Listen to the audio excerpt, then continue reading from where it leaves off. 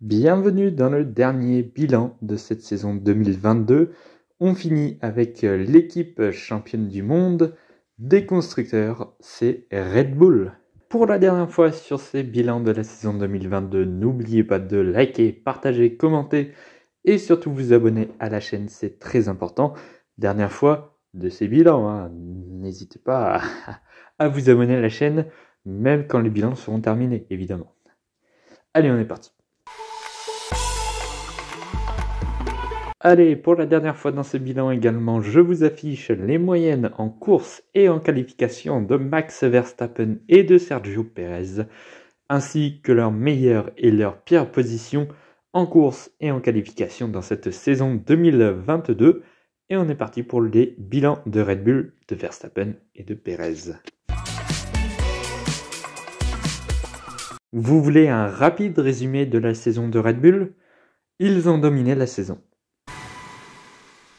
Non, sans blague. Quelle saison de Red Bull cette année! Imaginez-vous, la philosophie de Red Bull depuis quelques années maintenant, c'est un pilote leader et le deuxième, il se démerde avec la voiture qu'il a. Et même avec cette philosophie-là, Red Bull arrive à être champion des constructeurs. Donc vous voyez un petit peu le niveau de cette voiture sans même regarder les courses. C'est bien simple, Red Bull en 2022, ils ont tout simplement remporté 17 des 22 courses de cette saison, 15 pour Verstappen et 2 pour Pérez. Donc voilà, ils ont complètement dominé cette saison. Le début de saison, eh bien, la Red Bull était à peu près égale à la Ferrari. Il y a eu pas mal de soucis de fiabilité en début de saison, notamment sur les 3 premiers Grands Prix, en tout cas 2 des 3 premiers Grands Prix. À Bahreïn, avec ce 0 pointé incroyable dans les derniers tours où Verstappen et Pérez abandonnent. Il y a eu également cette panne mécanique en Australie pour Max Verstappen, à tel point qu'il avait pris un retard, je crois, d'une 50aine de points sur Leclerc. On se disait, bon, Leclerc a déjà plié le jeu au bout de 3 Grands Prix. Mais c'était sans compter sur les boulettes de Ferrari. Alors, Red Bull a remporté 17 courses cette saison, mais en réalité, elle n'en a pas dominé autant. C'est juste que Ferrari et même Leclerc ont offert quelques victoires sur un plateau à Red Bull, notamment à Monaco, en France par exemple. Et il y a encore d'autres exemples. La Hongrie, Leclerc aurait pu gagner éventuellement. Donc voilà, quelques courses quand même qui ont été offertes à Red Bull par Ferrari. C'est très sympa et très généreux de leur part. Mais je crois que c'était pas vraiment ce qu'ils voulaient. En tout cas, Red Bull, ils ont pris. Écoutez, on vous offre une victoire, vous n'allez pas la laisser, forcément. Et du coup, ça a fait augmenter le total de victoires. Mais quelle saison! La deuxième partie de saison, la Red Bull était tout simplement supérieure à la Ferrari, à la Mercedes. Il y a juste eu 2 Grands Prix sans dans cette saison, à Bahreïn et encore, parce que la mécanique en a fait des siennes. Mais c'est surtout en termes de performance pure au Brésil. C'est la seule course où Red Bull n'était pas dans le coup et qu'elle était même la 3e force de ce Grand Prix au Brésil. Derrière les Mercedes, derrière les Ferrari en termes de performance, mais à part ça, elle a tout simplement dominé cette saison. On avait même l'impression de se retrouver à la période du début des années 2010, avec Vettel et Weber. Un Vettel qui dominait tout, en tout cas en 2011 et 2013, il a tout dominé, et un Mark Webber qui essayait de faire avec ce qu'il avait entre les mains. C'était clairement le second pilote, un petit peu comme Pérez, et au final, en 2013, je crois qu'il finit 3e du championnat. Eh bien, c'est exactement la même qu'avec Sergio Pérez. Donc vous voyez, il y a de grosses similitudes entre la Red Bull entre 2010 et 2013 et entre cette saison de Red Bull en 2022. En fait, Red Bull a finalement autant dominé que Mercedes lors de ses heures de gloire, notamment en 2014, 2015, 2016, voilà, par là, 2007, 2018, peut-être pas quand même, un petit peu comme 2020 en fait.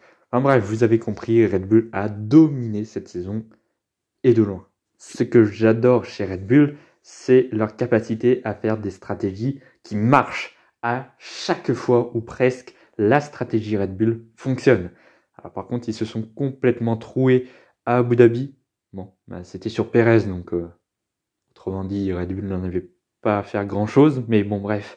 À part le dernier Grand Prix, franchement, niveau stratégie, tout était parfait ou quasi parfait.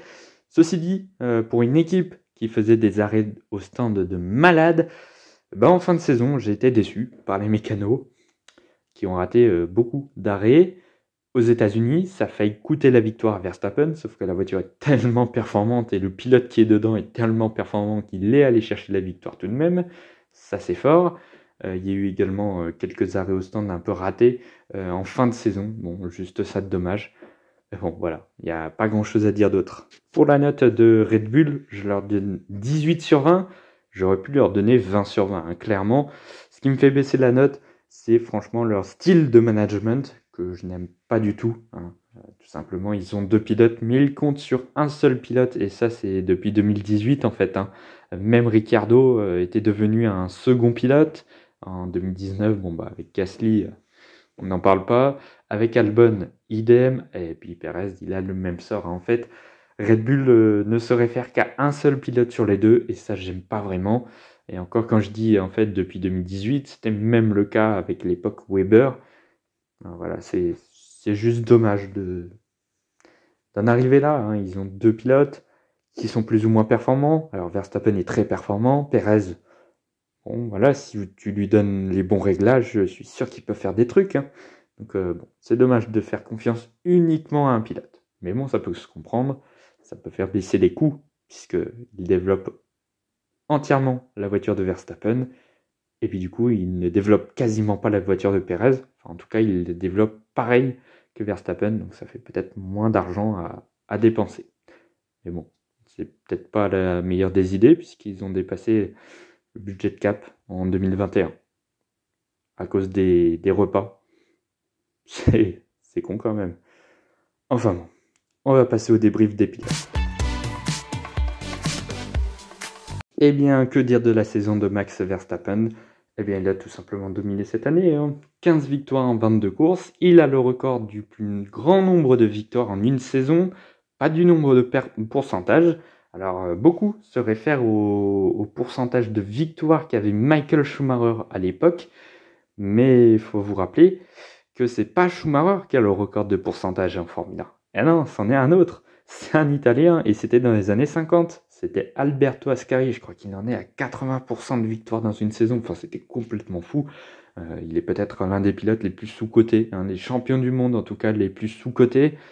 Franchement, c'était un pilote exceptionnel.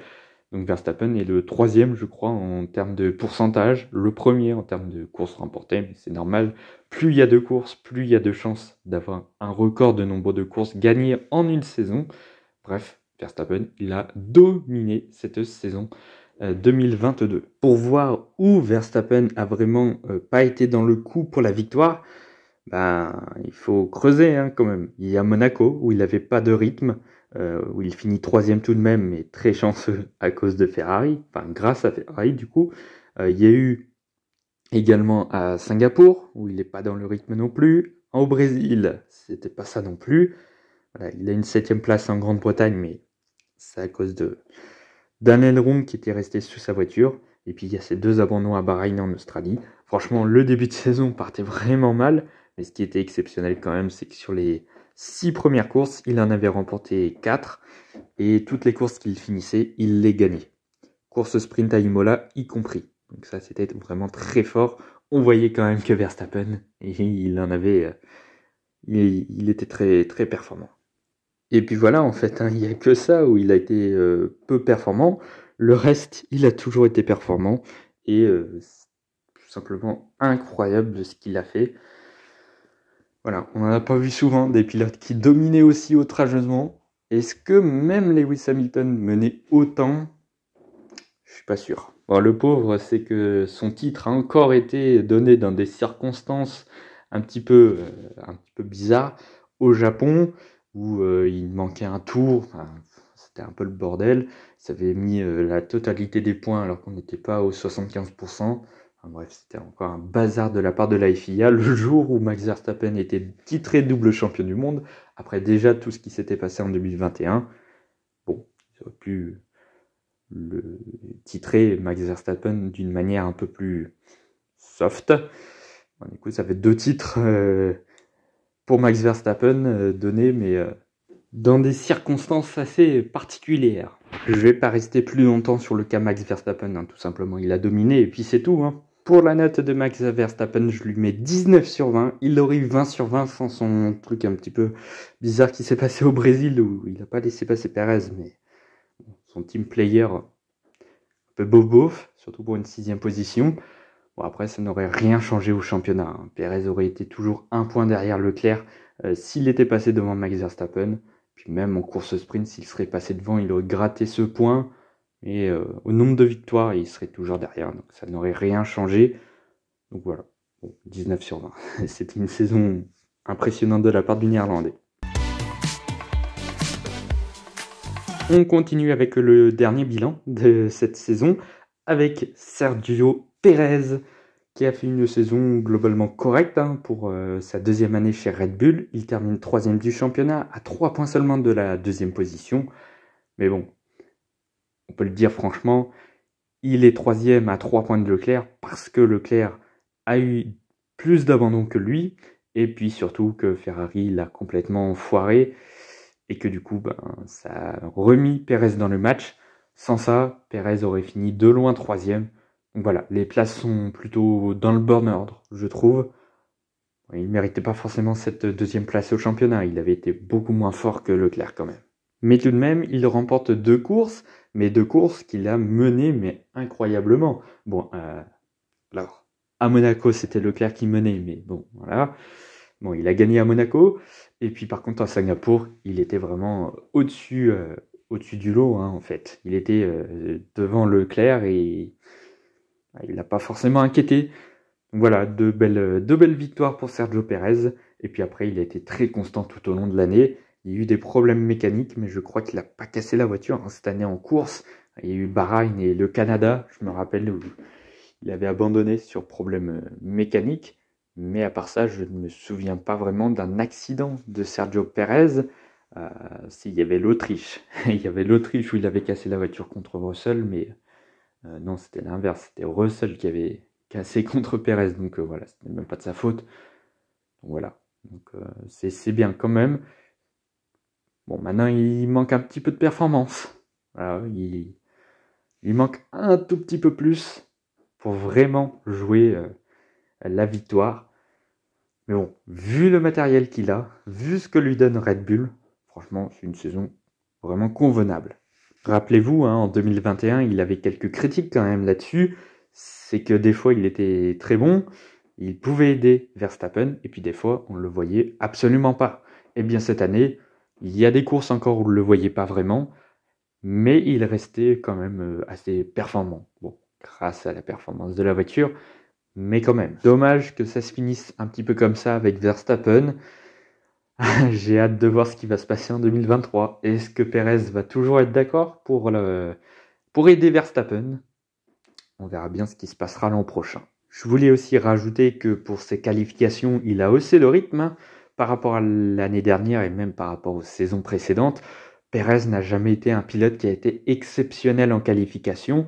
Cette année, c'était un petit peu mieux. Et d'ailleurs, il a décroché sa seule pole position de sa carrière en Arabie Saoudite. Donc voilà, preuve que Perez s'est amélioré en qualification tout de même. Pour la note de Sergio Perez, je lui mets 12 sur 20, parce que c'était une saison comblable. Pour le reste, j'ai tout dit. Et bien voilà, on a mis la dernière note.